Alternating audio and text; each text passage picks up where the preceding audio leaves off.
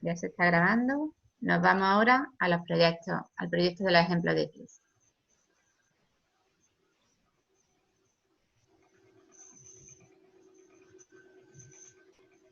Empezamos con el primero de esos ejemplos.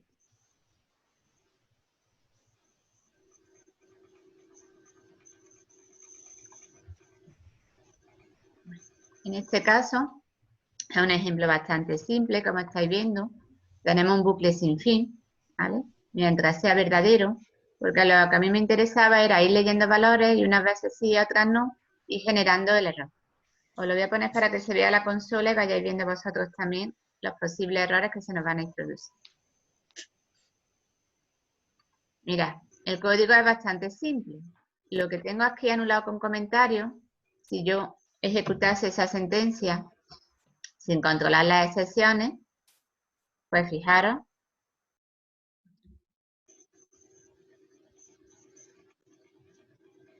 ¿no me ha dado el error?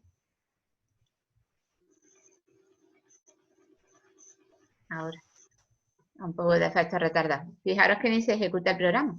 Mirad que ya no tengo el botón rojo, directamente me ha dado la excepción de división por 0, veis cómo faltaba algo. Me ha dado el error de la división por 0 y el programa se ha parado.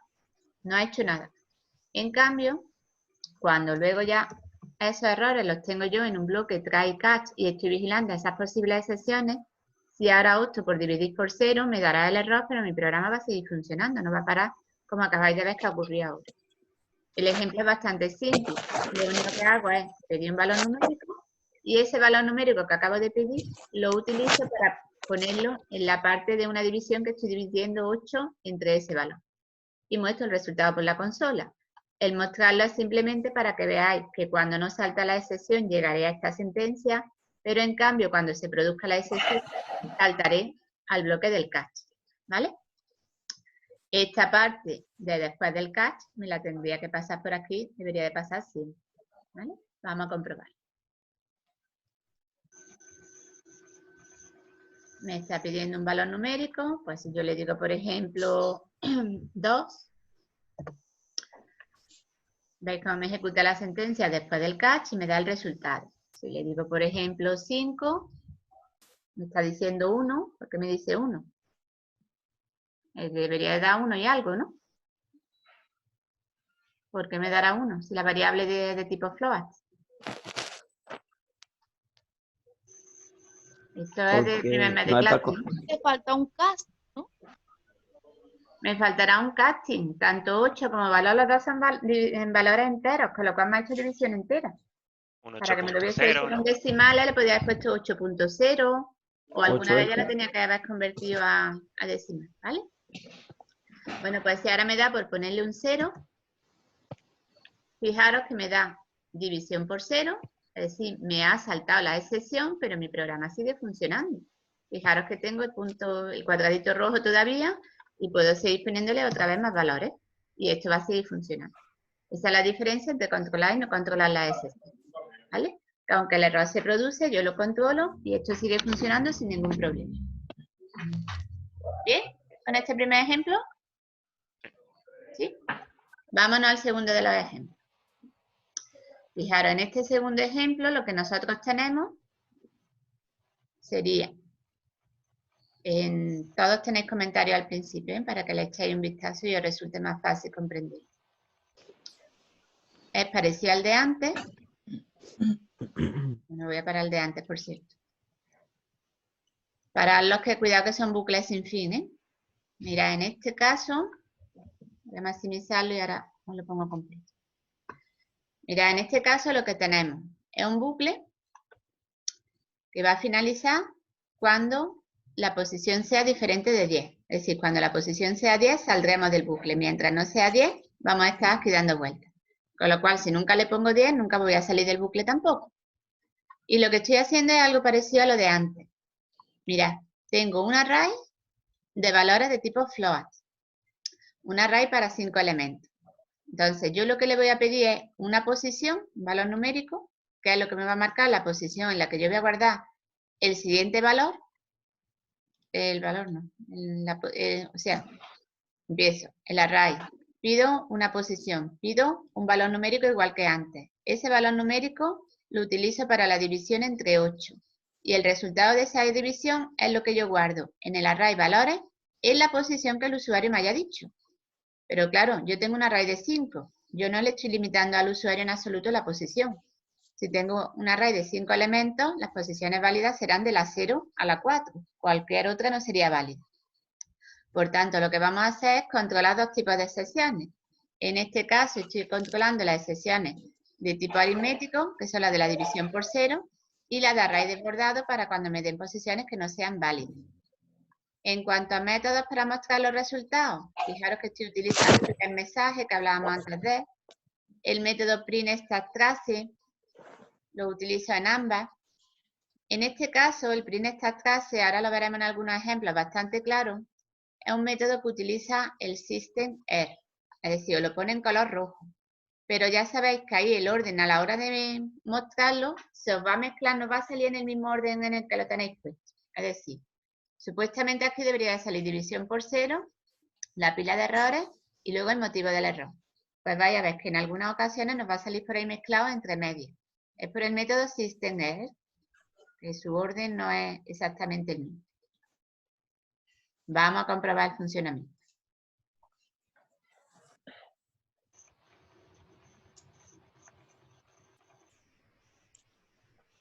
Fijaros, posición. Si yo le digo la posición 2, me lo guardará en el tercer elemento del array y le digo el valor 4. Pues todo bien, ¿no? En cambio, si me da por decirle la posición 8, esa no existe en mi array, ¿verdad? Me está pidiendo el valor porque todavía no ha saltado la excepción, no había llegado a la sentencia que intentaba guardar el valor en el array. Le digo el valor 5. Fijaros, ¿veis? Ahora es cuando me ha saltado la excepción de array desbordado. Me está diciendo que le he dicho de índice 8 cuando mi array tiene 5 elementos, pero mi programa, como estáis viendo, sigue funcionando, no se ha parado. Le digo ahora otra posición. Le digo la posición 2 y el valor 0, para que me salte ahora la excepción por 0. El programa sigue funcionando, ha saltado la división por 0, pero sigue funcionando. Y ahora me da por decirle la posición 7 y el valor 0, es decir, para que me salten las dos excepciones, ¿cuál pensáis que va a saltar? La primera. Una vez que salta una excepción, ya sabéis que no se sigue ejecutando el resto del código. En ambos casos, el programa sigue funcionando, el programa no para. ¿Lo estáis viendo? Sí. Que aunque intentéis provocar las dos excepciones, os va a saltar la primera. En este caso, la primera que ha saltado es la de la división por 0. Si yo cambiara las sentencias de orden, pues me saltaría primero la del array desbordado. Pero, insisto, una vez que una excepción salta, se va al catch y lo que haya después no se ejecuta. ¿Seguimos? Sí. Vámonos al tercer ejemplo. En este lo que he hecho es poneros varias clases. Tenemos una clase nuestra propia de control de excepciones, el es propia clase y el es propia prueba, que es para probar nuestras propias clases de manejo de excepciones. Empezamos con la primera. Fijaros que estamos heredando de exception, que es lo normal cuando uno hace su propia clase de excepciones, que hagáis algo parecido a esto. Podéis tener un constructor con un mensaje ya personalizado. En este caso, esta es mi propia excepción. En el caso de la calculadora, os recuerdo que yo le había puesto el texto error. Y luego tenéis otro constructor al cual vosotros le podáis pasar el texto que queráis que lleve asociada a esa excepción. Ni más ni menos. Así de simple suelen ser estas clases. Aunque por ahí he puesto un ejemplo con una clase de control de excepciones un poquito más complicada. Luego tenemos el es propia clase, que aquí lo único que yo hago es que intento lanzar mi excepción, pues en este caso cuando el valor que estoy leyendo sea 0. Podría haberle puesto 0, 10 o el valor que hubiese parecido a vosotros. ¿Qué es lo que estoy haciendo? Pues fijaros, tengo una clase con un único método. Le estoy diciendo que este método va a lanzar excepciones de mi propia clase de control de excepciones, es decir, él no las trata, sino que las lanza. Y lo único que hago, como veis, es pedir un número. Si el número que me han dicho es 0, lanzo la excepción. Como con el número yo no quería hacer nada, directamente en el propio if le estoy poniendo la lectura del número. Si quisiéramos hacer algo con el número, pues evidentemente había que haberlo guardado en una variable. Le damos a ejecutarlo para que lo comprobéis. Y me está ejecutando el de antes. Vámonos al de prueba, que se me olvidó comentaros. En el de prueba, fijaros lo que estoy haciendo. De nuevo tengo un bucle sin fin para poder probar esto con distintos valores. Creo un objeto de esa clase que habéis visto y llamo al método que era el que lanzaba las excepciones. Y aquí sí que tengo que poner el try y el catch. Es decir, si yo esto me lo llevo fuera del bloque, bueno, me está dando error porque tengo el mismo nombre, ¿no? Pero fijaros, como aquí ya me está diciendo que no estoy manejando la excepción del tipo es propia. Estos errores ya me han dado anteriormente. Me está obligando, si le dais a intentar solucionar el error, os dice que añadáis una declaración suppose, es decir, que relancéis la excepción. En este caso no es aconsejable, puesto que estamos ya en el main, o que pongáis los bloques try y catch, ¿vale? Que era lo que estábamos haciendo aquí debajo. Mantenemos nuestro bloque try y catch y vamos controlando esa excepción. Cuando ahora empecemos a probar el ejercicio, simplemente lo que hará será, me está pidiendo números, mientras yo no le dé el 0, la excepción no salta. Cuando le digo el 0, pues me salta el bloque catch, me pone lo que ahí le había puesto. Pero, como veis, el programa sigue funcionando. ¿Bien? Sí. Vamos a ver otro ejemplo. Este os he puesto un ejemplo, el siguiente es de manejo de ficheros. Ya sé que no hemos visto ficheros todavía. Pero me parecía un ejemplo porque en el tema de ficheros vaya a ver que nos van a salir excepciones hasta debajo de las piedras y me parecía un ejemplo interesante para explicaros algunas cosas. Vamos a verlo en dos versiones. En la primera de las versiones que tenemos, lo voy haciendo por partes. Me explico. Olvidaros un poco de los nombres de las clases y demás, que ya veremos que tenemos más nombres de clases. Aquí quedaros simplemente con esto que pone buffer reader, ¿vale? Estoy abriendo un flujo, se le llama, para poder leer un fichero y estoy utilizando un buffer intermedio. Eso es lo que esto significa. Pero de los nombres y de las clases que intervienen, olvidaros un poco. Quedaros más que nada, si digo, con los comentarios. Lo primero que yo hago es abrir un fichero. La mayoría de los métodos que manejan ficheros lanzan excepciones, por tanto me está obligando a controlarlo. En este caso, como lo que yo estaba haciendo era sentencias para abrir el fichero, me lanza excepciones del tipo file not found. Es decir, si no encuentra el fichero, ¿qué hago? Entonces me obliga a controlarla. De nuevo pasa como antes. Si yo este código me lo llevo fuera, fijaros lo que me está diciendo. Que no estoy manejando la excepción del tipo file not found exception. Es decir, me obliga a controlar la excepción. Bueno, pues vamos a controlar la excepción. En este caso, en la apertura del fichero, yo le pongo el bloque try y catch, controlando que no se produzca un error a la hora de abrir el fichero. Normalmente, cuando uno abre un fichero, tiene muchas formas de hacerlo, pero pensad cuando nosotros hacíamos lectura de datos de teclado. Y a lo mejor estábamos leyendo datos hasta que me daban el 0. Y yo decía, una forma de que no os falle es que el primer número lo leáis fuera del bucle y el resto del número antes de finalizar el bucle. Pues aquí estoy siguiendo la misma lógica, solo que estoy leyendo líneas de un fichero. El fichero lo tenéis vosotros aquí, el fichero datos, que lo podemos abrir, es un fichero de texto, donde como veis lo que tengo son las 3 primeras líneas, o en 3 líneas, el comienzo del Quijote. Cada vez que yo hago la sentencia esa que habéis visto ahí, real line, estoy leyendo una línea completa. Luego la primera vez lo que hago es que leo esta primera línea y después en el bucle iré leyendo el resto de líneas, que en este caso lo que tengo son 2 líneas más solamente. Bueno, pues la lectura de esa primera línea, que lo hago con el método realLine, sobre mi BR, que es mi buffer de lectura de datos de ese fichero, esta sentencia realLine también lanza excepciones, y la excepción que lanza es del tipo IOException. Pues de nuevo yo pongo mi bloque try y catch y controlo esa excepción.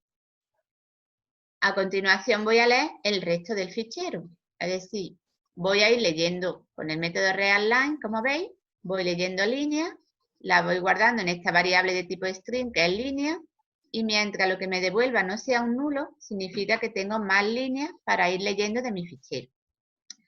Las voy leyendo y, como veis, las voy mostrando en la consola. De nuevo, el readline lanza excepciones. Pues de nuevo tengo que controlar las excepciones de ese método readline. ¿Qué me queda? Cerrar el fichero. Cerrar el fichero también lanza excepciones, este método close. Pues también tengo que capturar la excepción. Un poquito engorroso esto, ¿no os parece? Ya. Fijaros cómo se me ha complicado el código para poder leer un fichero. En el mail lo único que yo hago es llamar al método leer fichero, que es ese que hemos visto, y le paso un nombre de archivo. En este caso le he dicho datos txt. Si lo probáis, lo que va a hacer es mostraros en la consola el fichero que acabamos de leer. Vamos a la consola, ¿veis? Ahí me ha impreso el fichero. Si yo le cambio el nombre, me voy a comer la O. Como ese fichero no lo va a encontrar, pues lo que me debe de saltar es la excepción. Fijaros que me está saliendo fichero no encontrado. En cambio, esto, algo va mal, ¿no? Aquí me han salido muchas cosas más bien feas, ¿verdad? Si vamos siguiendo los errores, me está diciendo, vale, me había saltado el file not found, que era el que yo tenía controlado, porque yo le había hecho en print stack trace, si recordad. ¿Veis? Este. Si esto lo anulase, no me saldrían tantos errores, simplemente me saltaría fichero no encontrado. Lo voy a volver a probar otra vez con el nombre del fichero erróneo. Fijaros que me ha saltado mi excepción, pero es que aquí me ha saltado mi otra excepción. Si me voy a la línea en la que me ha dado el error, pues resulta que me ha saltado en el readline. Es que yo he seguido ejecutando, si el fichero no se había abierto, a ver cómo ahora me las voy a ingeniar para leerlo. ¿Vale? Con lo cual, ¿soluciones que me puedo encontrar ahora mismo? Pues aquí debería yo de controlar también la de puntero nulo. Porque si tengo un puntero nulo, si me salta esa excepción, significa que no estoy pudiendo leer las líneas, que algún problema ha habido. O bien directamente, lo más simple sería desde este catch hacer un return y salirme. Porque si no puedo abrir el fichero, difícilmente lo voy a poder leer. Si estuviésemos en un interfaz gráfico, o incluso aquí también lo podríamos hacer, podríamos haber metido esto en un bucle y preguntarle al usuario el nombre del archivo. Y que intentar que nos diese un nombre de archivo correcto. ¿Entendéis el problema? Sí. ¿Sí? Olvidaros de comprender el funcionamiento de los ficheros, insisto. ¿Vale? Okay. Tampoco es excesivamente complejo, creo. Bueno, pues esto sería una posibilidad. Yo voy controlando los distintos tipos de excepciones según el tipo de excepción que lance el método. Una habéis visto que son IOException, otras son file not found, ¿de acuerdo? Pues el mismo ejemplo lo tenéis en la versión 2. Es exactamente lo mismo, pero como veis tengo bastante menos código, porque en lugar de ir método por método que lanza las excepciones, controlándolas, lo que he estado es haciéndolo todo en un try y después capturo todas las excepciones que a mí me hagan falta. Fijaros cómo esto se simplifica un montón. Yo lo que hago es la apertura del archivo, leo la primera línea, el bucle donde voy leyendo el resto de líneas y finalmente cierro el archivo. Todos estos métodos generaban distintos tipos de excepciones. La apertura os recuerdo que era la de file not found y el resto de métodos creo que eran la de IOException, pues las controlo aquí. Fijaros cómo de esta forma esto se queda muchísimo más simple, ¿no? Sí, pero mucho más. Muchísimo más. Y es el mismo ejercicio. De nuevo, si lo probáis. Como que lo englobas todo, lo capturas todo en un mismo... Claro, yo vigilo todo el código, no voy vigilando, digamos, cada una de las sentencias y controlando cada uno de esos métodos de forma independiente, sino que las he hecho todas a la vez. ¿Veis? Me está funcionando. Si ahora a mí me da por cambiarle, me voy a comer una de las letras para que no me funcione.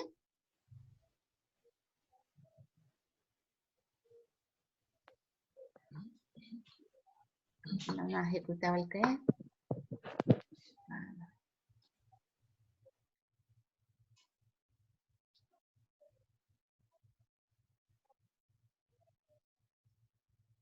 Ah, vale, es que le tenía puesto el print estas clases, no me acordaba. Vale, me ha dado el fichero no encontrado y el print estas clases que lo tengo yo puesto en mi cache. Si el print estas clases se lo que hubiese anulado, esta sentencia, igual que hicimos antes, pues simplemente me habría dicho que no se ha encontrado el fichero.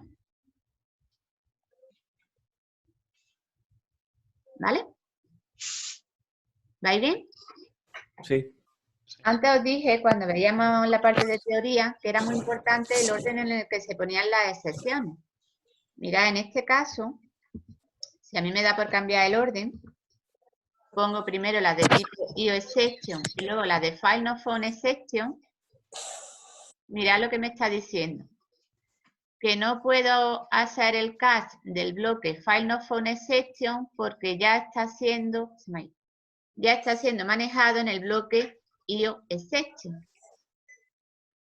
La clase IOException, si vosotros vais a mirar la jerarquía de Java, está por encima de FileNotFoundException, es decir, FileNotFoundException está heredando de IOException. Entonces, si queréis controlar las excepciones de forma específica, tenéis que ir siempre de lo más específico a lo más genérico. ¿Me explico? Primero Sí. las subclases y luego las clases. Es decir, si a mí me diese por controlar, porque yo quiera controlar cualquier tipo de excepción, añado otro catch que sea exception, que ya sabéis que era la que estaba prácticamente en la pirámide de las clases, pues este catch tendrá que ser el último. Si pongo este catch el primero, fijaros que los otros dos catch me están dando error. Me está diciendo que ese ya está manejado y me está diciendo que este ya está manejado. Entonces, tiene que estar siempre del más específico al más genérico. Porque si ponéis solamente el catch de exception, vais a unificar, digamos, mucho los errores, el tipo de error. Habrá veces que os interese y habrá veces que queráis mensajes diferentes según el tipo de excepción que se esté produciendo. Lo que nunca debéis de hacer es esto que yo tengo aquí ahora mismo. Un catch sin ponerle nada. Porque el problema de esto es que se produce el error, os lo captura y no estáis enterando de nada de lo que ha pasado. Mirad, voy a hacer esto. ¿Vale? No te enteras porque lo unifica todo, como que es más genérico, ¿no? No, es que no le he puesto ningún mensaje ni nada, es el catch vacío. Esto es Vale. peligrosísimo, ¿eh? Fijaros, lo acabo de probar. Me vengo a la consola. Mi programa no hace nada. Y me puedo volver loca intentando averiguar qué es lo que ha pasado. Al menos, o le ponéis el print start clase, o ponerle un get, voy a ponerle el get mensaje. Algo que vosotros enteréis que ha ocurrido, pero no le dejéis eso vacío en la vida, que os podéis volver locos, ¿eh? ¿Veis? ¿Qué me ha dicho? El sistema no puede encontrar el archivo especificado. Algo me está diciendo. Pero si dejáis el CAP vacío es que no os enteráis de nada de lo que ha pasado. ¿De acuerdo? Porque según el error te da un mensaje que él tiene por defecto, ¿no? Claro. Automáticamente. Sí, sí, sí. Él tiene siempre un mensaje asociado. Cuando la clase de control de excepciones es tuya propia, tú le pones el mensaje que tú quieras. Vale. ¿Vale? Vale. ¿Bien? Sí. Bueno. Y el último ejemplillo que tenemos, ¿cómo vamos de tiempo? Que no lo vi. No he dicho nada todavía, ¿eh? No. Bueno, el último que tenemos. Aquí os he puesto una clase para controlar las excepciones un poquito más compleja. Esta clase que se llama matrícula. Tengo una clase para validar matrículas y otra clase para probar el funcionamiento de todo esto. Vamos a ir viéndolas poco a poco. Primera de las clases. Ya me extrañaba a mí que esto no hubiera saltado. Vale, nos quedan 10 minutos. Bueno, mirad, tengo una clase mía propia de control de excepciones que, como veis, está heredando de exception. Esta clase yo le definí una variable distancia que se llama mal formada. Y luego tengo además dos constantes, que una es mal tamaño, que le he dado el valor -1, y mal la letra, que le he dado el valor -2. Lo que voy a intentar es validar matrícula, de coche o de lo que a vosotros os parezca. Y la forma que yo he considerado que una matrícula sea correcta es que el primer carácter de esa matrícula sea una letra y después vengan 7 números. Si eso está de forma correcta, está así tecleado, yo considero que la matrícula es válida y si no, considero que la matrícula no es válida. ¿Me vais siguiendo? Sí. Bueno, tenemos un constructor al cual no le llega ningún mensaje, otro constructor al cual le está llegando el texto que yo quiera para la excepción y otro al cual le está llegando un valor numérico que es el que asigno a la variable distancia que habéis visto que tenía, que era la variable distancia mal formada. ¿Vale? Y por último, lo que tengo es un get de la variable distancia. Eso es lo que tiene esta clase de manejo de excepción. ¿Se entiende? Sí. ¿Sí? Vámonos al método de validación. Fijaros lo que hago a la hora de validar. Tengo un método que es boolean, que lo que hace es averiguar, le llega a la matrícula que se haya tecleado, ya veremos cómo la pasamos a la clase, le llega un string y lo que hace es que comprueba si el primer carácter de esa matrícula es una letra. Estoy utilizando, como veis, expresiones regulares. El método match. Método match, os recuerdo que necesitaba un string. Por eso lo que estoy utilizando es, sobre ese objeto matrícula que me está llegando, extraigo la subcadena del primer carácter. Para... José María se había salido, ¿eh? Para extraer la subcadena de ese primer carácter, tengo el método substring. Si yo extraigo la subcadena del 0 al 1, lo que tengo es el primer carácter de la cadena. Y ahora lo que hago es, mediante expresiones regulares, comprobar si ese carácter está entre la A o la Z mayúscula, minúscula, o ya sabéis que las ñ para nosotros son caracteres especiales. ¿Bien? ¿Es la forma de validarlo? Sí.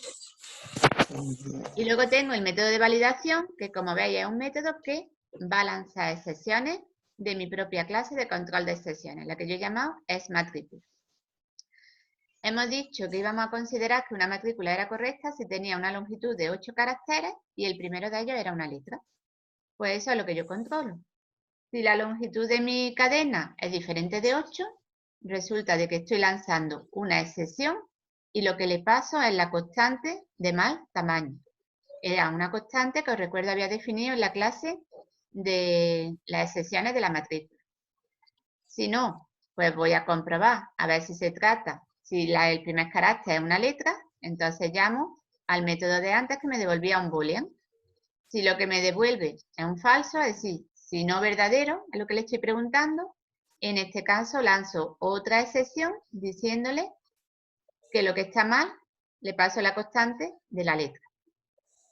En el resto de casos, en este else, de hecho aquí no me hacía falta ni siquiera haberle puesto este else y este else, me los podía haber ahorrado. Porque una vez que yo hago el throw, es decir, una vez que lanzo la excepción, no sigue ejecutándose nada hacia abajo. ¿Me explico? Sí. Sí.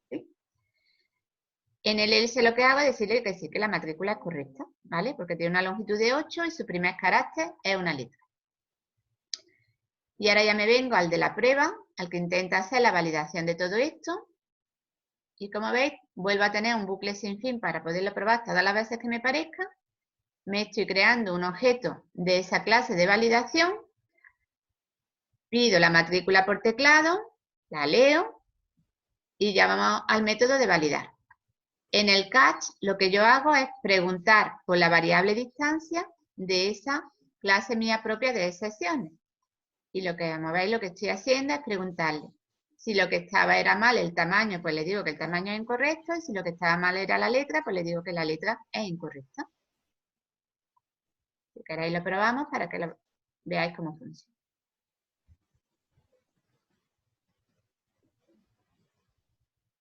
Matrícula. Bueno, vamos a empezar con una correcta. Si yo le digo a 1, 2, 3, 4, 5, 6, 7, pues me dice que es correcta. En cambio, si yo le digo a otra vez o cualquier otra letra, da lo mismo, 4, 5, 6, me está diciendo que el tamaño es incorrecto. Si me da por decirle, aunque la longitud sea correcta, pero le falta la letra, y así sería como iríamos haciendo las validaciones. ¿Bien? Sí. ¿Os van a ayudar estos ejemplos y la lectura del tema y la explicación de hoy a aclarar un poquito ya más con las excepciones? Sí, mucho más. Mucho Bueno. más. Ese era el objetivo de esto. Que fueseis comprendiendo ya cómo funciona todo el mecanismo de control de excepciones y ya a partir de ahora sí que es muy importante que empecéis a programar las excepciones en vuestros programas. Tengo algún aburrido, ¿no? ¿Vale? Vale. ¿La ¿Sí? forma, Rosy, en que la controlemos da igual o...? Como tú quieras. Las puedes controlar dentro del método donde tú sepas que se va a producir la excepción, o a lo mejor te interesa más controlarla desde el método al que estás llamando al que lanza la excepción. Eso conforme vayáis haciendo ejercicio, os vayáis dando cuenta dónde os interesa hacer esa validación. Mira, voy a parar la grabación, ¿vale?